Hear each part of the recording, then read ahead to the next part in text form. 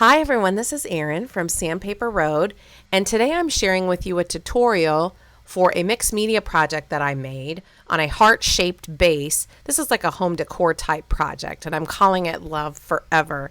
I had so much fun making this project, and I hadn't really done mixed media in a while and just wanted to revisit that. So I started with a torn out book page, which is one of my favorite ways to start.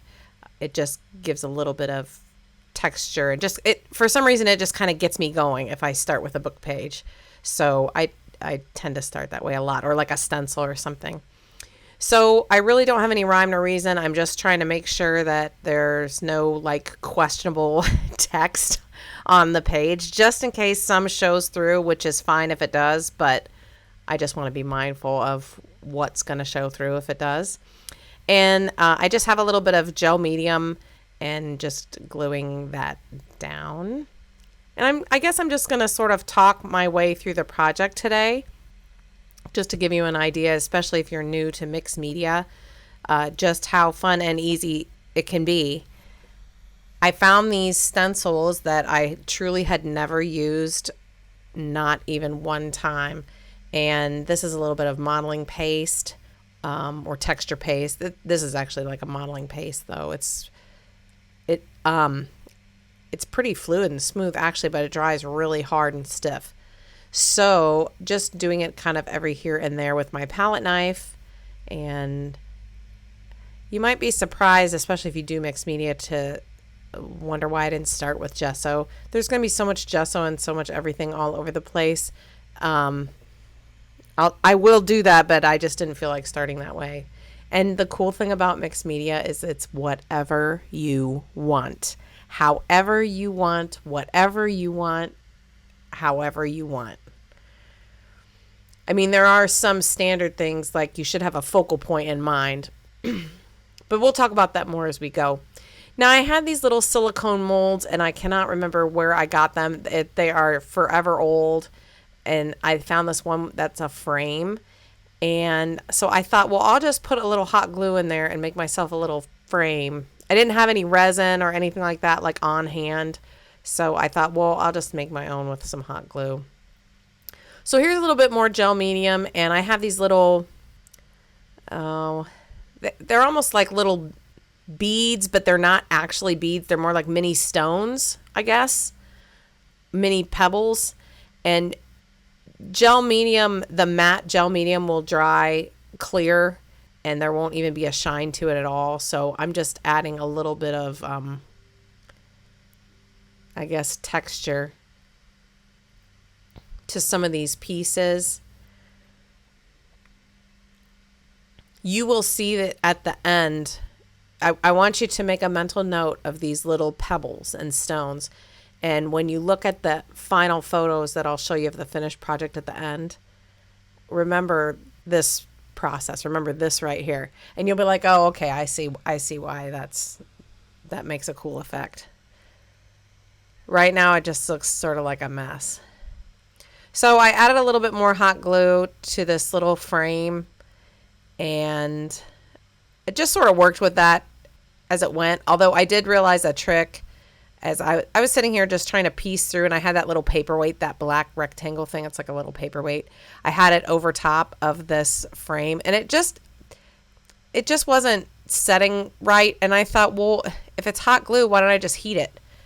So I got my heat gun, and I thought, instead of trying to like mold it like a clay, why don't I just heat it like hot glue, which is what it is. And that worked really well. I should have done that all along.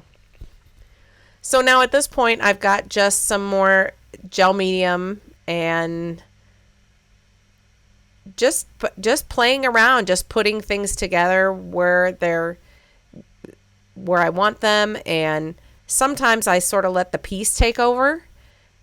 If I want it somewhere and it sort of slides one way or the other and then looks pretty good like that, I might just leave it and think, oh, okay, it wants to live there. More often than not, it ends up looking better than when I try to force it to do something else. So there's a little bit of give and take with mixed media, and I like that. So some of these little extra hearts sort of came in with the base heart set. Now when I pull out that frame, it set so well. I was so happy that I did that with the heat gun. And because it's just hot glue, I can trim off any excess with scissors. And like I said, you could use like a resin or, clay or something like that, but I didn't have any of those things, so I just used hot glue. And it's funny because I had my focal point in mind, but I haven't yet shown the focal point in the video because it doesn't really matter right now. I'm just working on the background of it. I know where it's going to live, and so I'll bring it out later. But right now I'm just trying to get some of this excess gel medium off and really only attaching that little frame with a little bit of gel medium to the corners. It's like just to the few corners. And I've got my little pill bottle I use like empty medicine bottles for brush wash. So I have just warm water in there.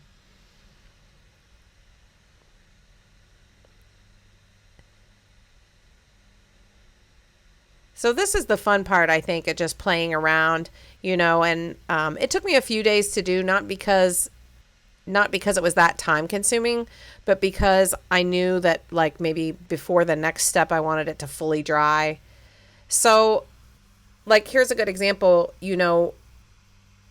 I was still working on it and everything, but then maybe like a day later I came back and everything was fully dry and I could move on and not worry about things sliding around or whatever. This was an afterthought. I was actually going to use that part is quote unquote meant to be the frame, like to go on top of the front of the heart. But by the time I had added all my stuff to the front, it didn't really fit.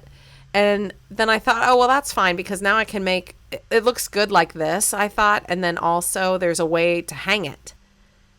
There's something like in the back, like to hang it. So I was actually happy that this was stuck to the back instead of the front. So like, here's a good example of what I was saying. At this point, it's a day later and my piece has fully dried from all the stuff I had been doing. And now I found some chipboard, just embellishments, a little key and some gears and cogs and things like that. But when I say chipboard, this is really delicate. It's actually not chipboard per se. It's more like balsa wood. It's really, really delicate. And these are from CraftUla. So I'm just sort of making some choices and playing around with just different options here. And I love these words. So I started with the forever. I knew I was going to have a photo in there as the focal point, but just trying to figure out how I was going to do the words, I guess. No one says you have to have words, but I'm sort of a scrapbooker at heart. And so I think even when I do mixed media pieces, I think sometimes I use some of that scrapbooking influence. So then I couldn't decide whether I was just going to have the word forever or whether I was just going to have the word love. And then I thought, oh, well, why don't I just have both? So that's what I decided to do. But I did put them off to the side because I did not know if I was going to ink them, paint them, stain them, emboss them. I had no idea what I was going to do with the words. So I just left them off until the very, very, very end. I don't even end up assembling them in this video, actually. So gel medium is my friend, and so I'm attaching everything with gel medium. It's stronger than your typical glue, although the liquid glue that I tend to use most often is probably a close second. I use that Nuvo Deluxe adhesive. I don't think I used it in this video, though. Oh, yeah, I did when I glued down my picture. You'll see later.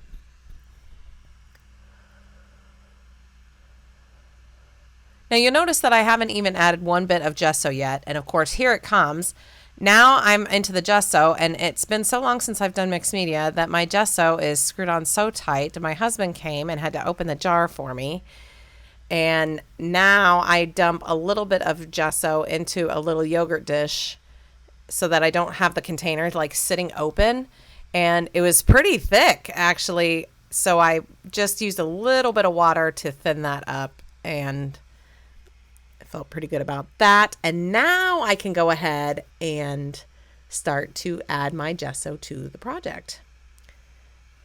If you're new to mixed media, you're going to be very surprised that I'm going to cover this whole thing, the whole entire thing. The hot glue frame, the chipboard, everything. The paper, the book, everything. Now, I'm not going to bore you and have you watch me paint gesso over the whole thing, so just let that be understood that I painted it all in gesso. Now I have some rice paper. Rice paper is, I have printed rice paper, and it's almost got the texture of, have you ever felt like handmade paper? It's kind of, it's not really like a napkin because it's stronger than a napkin, but it somehow has like properties of like a napkin, like decoupage paper, but not like cellophane. It's thicker than a cellophane. I don't know how to explain it, but it's got like it reminds me when I'm touching it of like a handmade paper or a homemade paper. So you can cut it with scissors around like a fussy cut if you wanted to.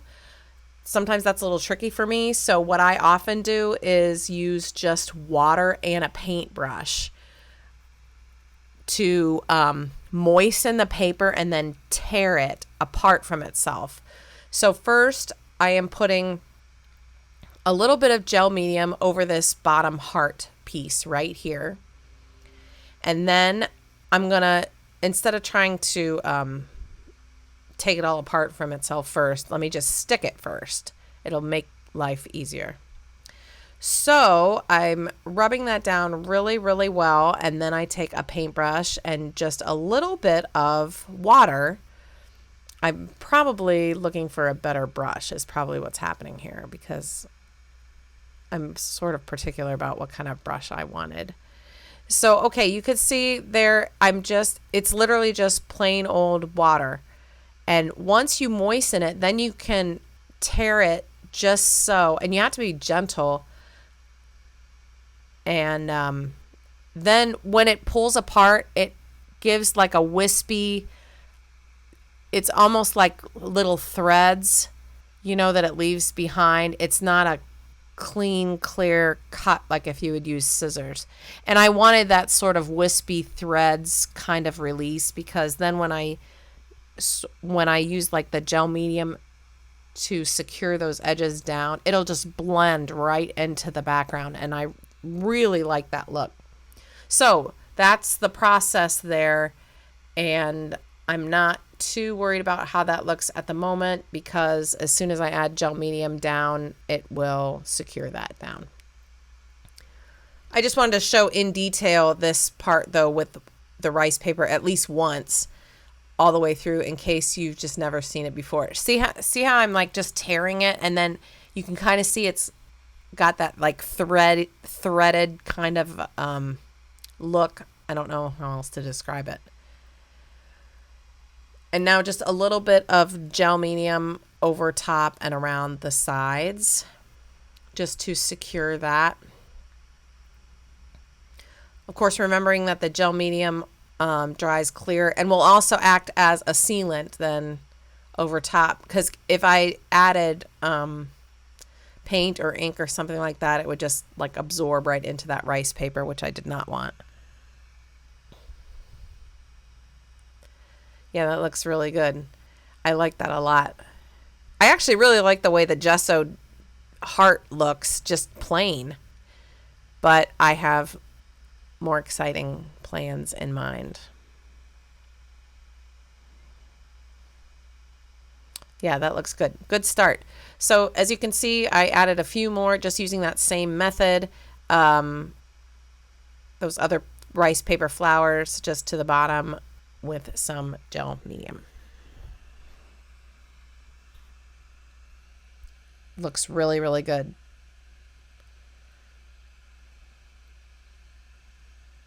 Yeah, that's nice.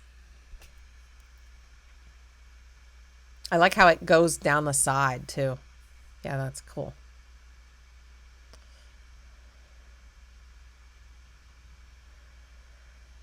So just using my heat tool a little bit, and I was actually trying to decide, am I going to heat this until it's dry and keep going, or am I just going to wait another day and come back and see what it needs? And I don't remember which I chose. Either way, I sort of cleaned up my area, but all right, so I've got a little bit of black acrylic paint right there and some new brushes, and we are going to get some shadows going in the background, just right in the center. So with acrylic paint and shadows, and it's not going to look like this for long because then we'll add some spray water and watch the paint dance around.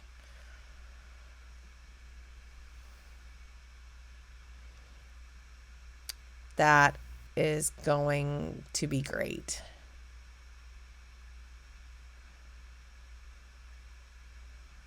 Yeah, that's really cool. I love this. It's like therapeutic in a way. Just look at it. And because we have so much like raised surface area, that paint just settles in and leaves the raised part up. I just love it. I just love it.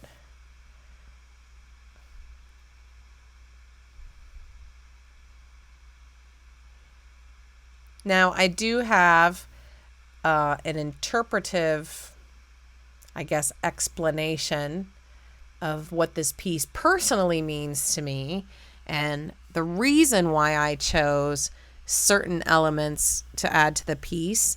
And I am not going to do that here. Here in the video, I'm going to talk more about the process, but the interpretation of the piece I have over on the blog. Also with some close-up photos over on the blog as well. So there is a link down in the description, but I will put one up here on the screen as well. And if you just click on that little thing that came up onto your screen, it will take you over to the blog. This looks really good. I know some of you might be like, you ruined it, but I do not care because this is what I wanted to do. And when you are doing art, do not care. Just if you want to do it, just do it. That's what art is. That is your freedom. So this is a little bit of Opal Magic Wax Blue Velvet. I do end up adding that, but I was afraid to add it too soon because I didn't want to end up covering it up. I knew there were more layers coming and I really wanted to see that wax. So I do end up adding it, but I add it later on.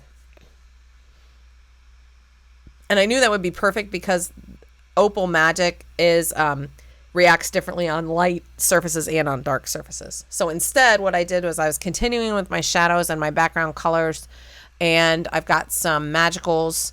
These are pigment powders. They're so intense, such intense color. So trying to bring out more of the blue that I added in the rice paper flowers down below. It's a little tiny powder. You don't even need that much. I mean, a little goes a long way.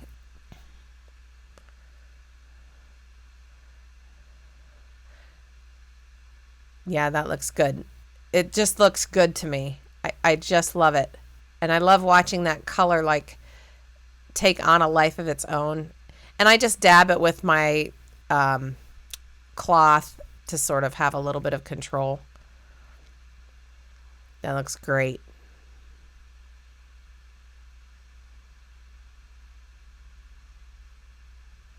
Yeah, it looks really, really good. Love it. Just love that. The powder is pretty cool because it, unlike a spray, you know, a spray, you really, once you spray it, that's it. You could take the top off of the spray and use like the stem to try to get a little bit of concentrated color in certain areas. But I do like the powder sometimes, just because I can place it in just these teeny tiny areas, and with one spritz of water, it just makes the color just explode. But it's such a, you have more control over where the color is going. This looks really good. I really like it a lot. This is another color. It's like a sapphire, and I wanted to start to have a contrasting color. I know what's coming in my mind, and what I'm going to be adding. So I'm trying to think backwards. That color is looking great. Just wanted just a little bit of a pop. Nothing that's really going to, change the, I don't know how to explain it. That's just the color I wanted. I don't even know how to explain it.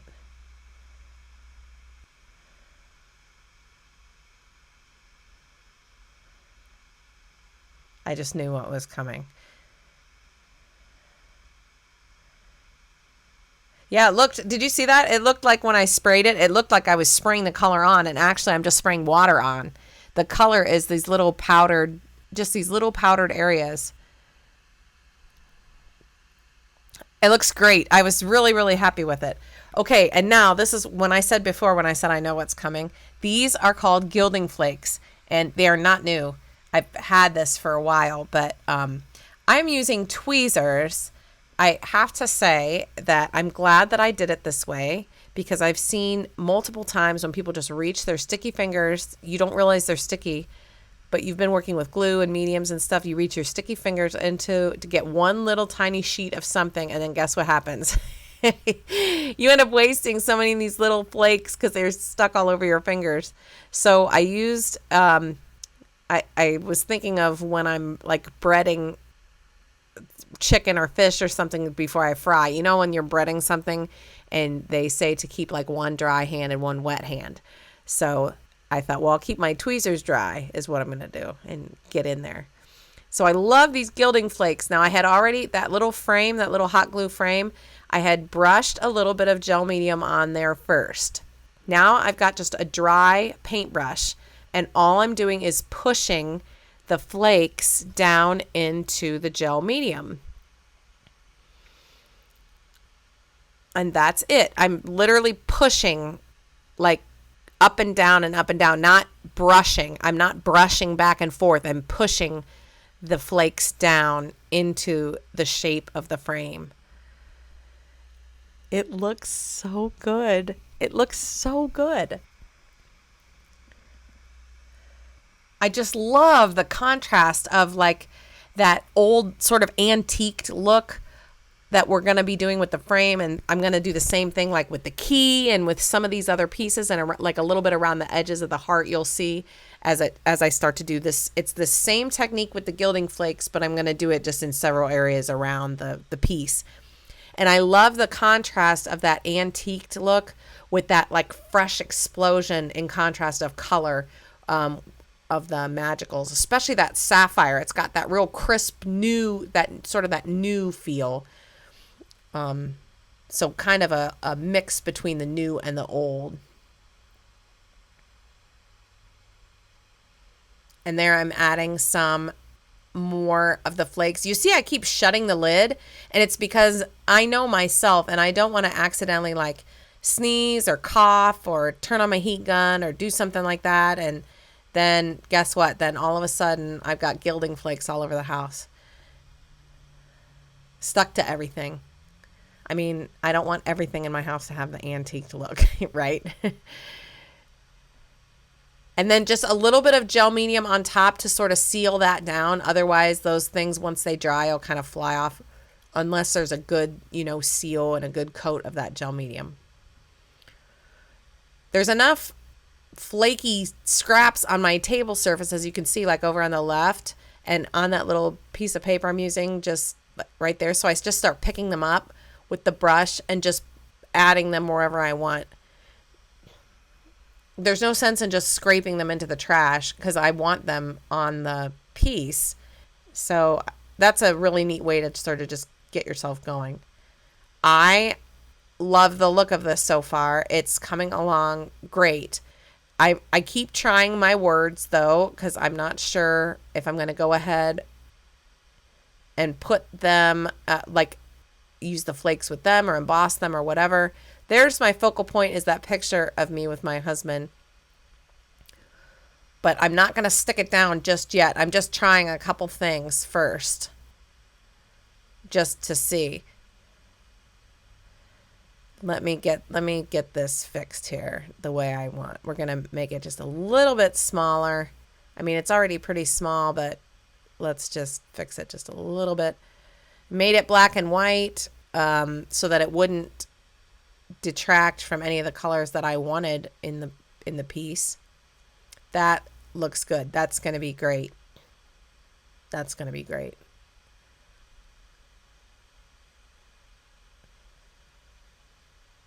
Yeah, that's good. Great. Great so far. Good. I just have a scrap of cardboard, and I had the gel medium out already, so I started with that. But for some reason, this particular cardboard with the gel medium and the photo paper, they did not like each other. Of course, it's this weird photo paper. I have this like little tiny mini print thing that like works with my phone, and it's got this special kind of weird paper. Even though I, burnished it, and it just, I don't know. It just wasn't, I didn't like the way it was. I don't know how to explain it. So I thought, oh, well, let me just use my regular Nuvo for this and a different piece of cardboard.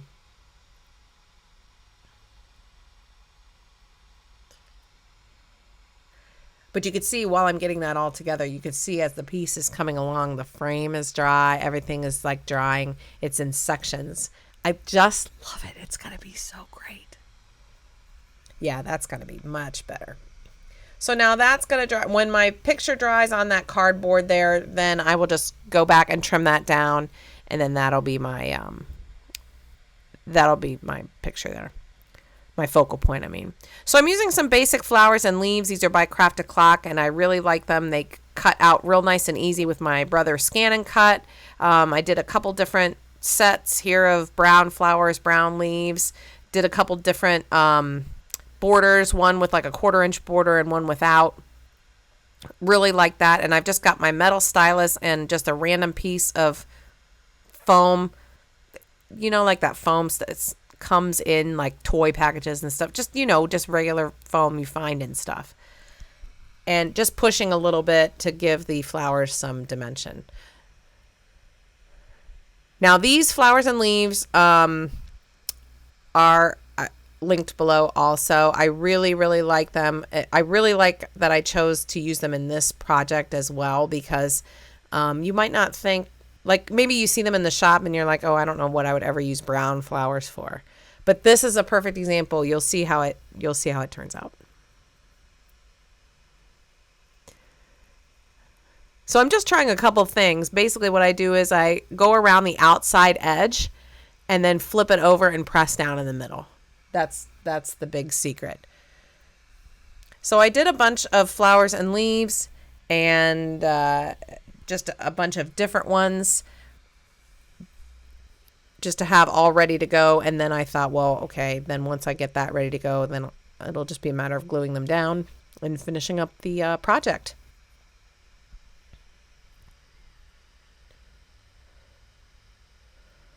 Yeah, this part doesn't take very long at all. There's no glue involved right yet. I'm just giving the paper some dimension instead of just flat paper. Nothing on my composition is flat except for the picture.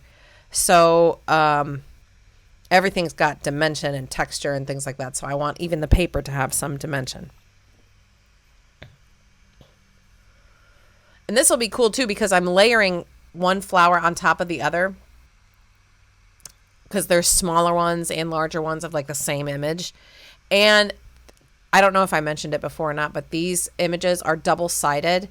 It's so cool for mixed media projects for when things hang off the edge. And you could see that I added more of the gilding flakes around the outside, and I also did the key right there, and just sort of made it look a little bit more complete, just continuing the process. And I also added that Opal Magic.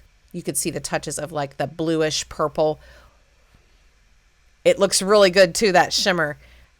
And just the way it is on the dark, where dark parts of the paint in contrast with the white gesso, and the Opal Magic just shifts color like that. I don't know if you can see from this angle, but it looks really good. You'll be able to see from the close-ups at the end, so stay tuned to the end. So I put down my picture, glued it down, but it's not necessarily going to stay right there. I just needed it sort of to sit still for a little bit while I was trying to figure out about my flowers and leaves. And I gobbed that gel medium on there so stinking thick that I knew I was going to have a lot of wiggle room with the picture before it would settle down and stay, which is just what I wanted. I just wanted to be able to like take the picture off, put it back, take it off, put it back.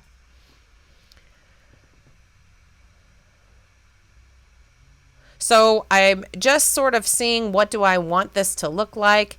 I really wanted a flower inside the frame, but not as like the feature. And I thought, oh, well, good thing I can take this picture off, because there's no way I'm going to be able to get that flower in there otherwise. So again, using a combination of, you'll see as this part of the project goes on, gel medium. I use hot glue in some points. Yeah, as far as I'm concerned, this is just sort of like the last phase. I don't think I'll be doing any more like paint, spatter, painting, anything like that. So once the paper goes down, I think that's pretty much it. Oh, I forgot. I do have to add the words, but I do that off camera. So I add the flowers. I get them just so you could see just a little bit of gel medium, just in the one, just a little bit. Because we're not trying to stick down, you know, a hot glue frame or a big chipboard piece. This is just paper. So a little bit of the gel medium will go a long way. That looks really good. And I've got this little teeny tiny little stylus. I mean, it's minuscule. Do you see that with the little wooden handle there? That it's in my hand. And I mean, it's so teeny tiny, and it's perfect to just push down paper, like, and hold it still just for a minute. I reach right in there and I push, and then that's where it'll live. I really love the brown flowers and leaves with this. I think it goes completely perfectly with the Gilding Flakes. So we've got this old and this new, this contrast going on, and I just really like it a lot.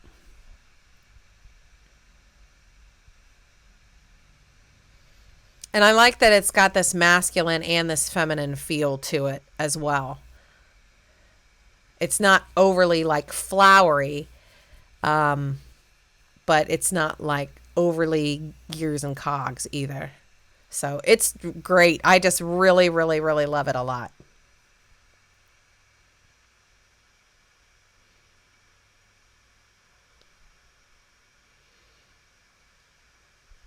Final touches with some final leaves and things. It's so good.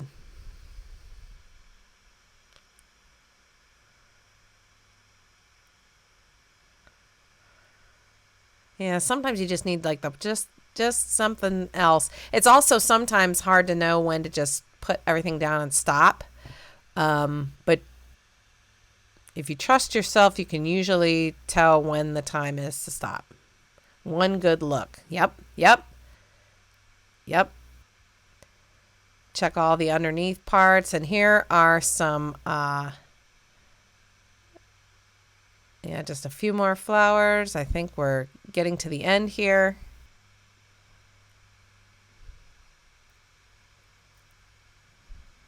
Yeah, just really nice. Don't forget to make sure to check out the blog post, because there is more interpretation of like what this project personally means to me. And I'd love to share that with you as well. Yeah, looks fantastic. Just a lot of playing around, balance, contrast.